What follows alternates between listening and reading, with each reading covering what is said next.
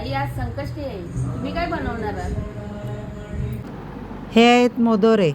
याची मी तुम्हाला आता चटणी बनवून दाखवणार आहे. हे स्लायझरने साफ करायचे, सुरीने कापायचे.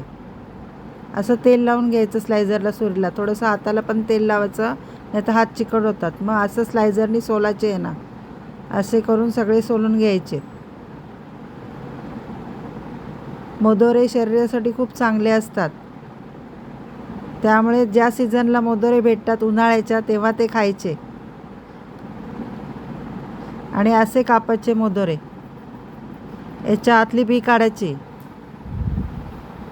अशी बी काढून घ्यायची. याची पण मी बी काढून दाखवत आहे, म्हणजे अशी बी आपल्याला काढायची याची.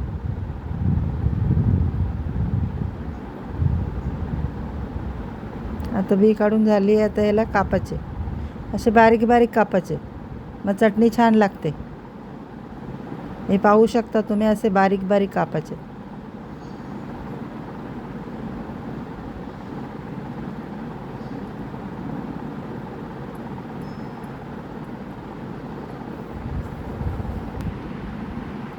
हे मोदोरे आता आपल्याला उकडायचेत.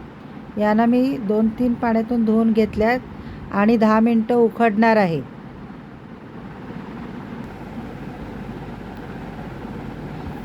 हे मोदोरे उकडून झाले आहेत आणि त्याच्यातले पाणी काढलं आहे.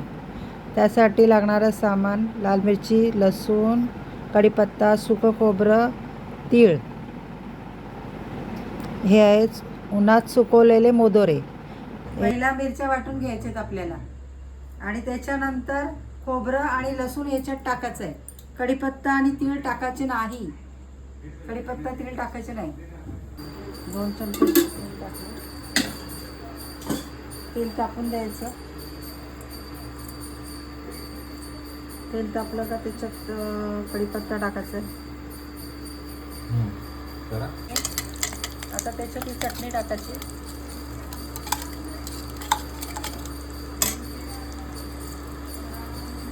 बोलले ना, चटणी टाकायची, तिला तेलात हलवायची. त्याच्यात मीठ टाकायचं, चवीनुसार मीठ टाकायचं.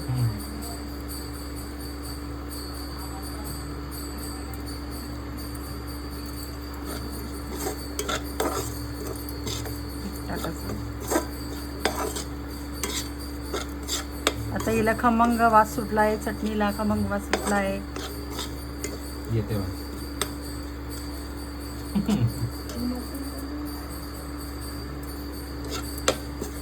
चटणीला खमंग वास सुटला आहे. आता याच्यात हे तीळ टाकायचे.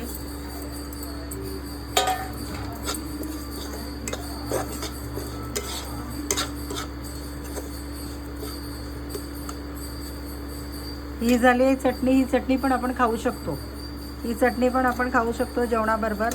फक्त आता याच्यात हे मोदोरे मी याचं पाणी काढून घेतलं आहे साफ, आणि ते आता याच्यात हे करायचे.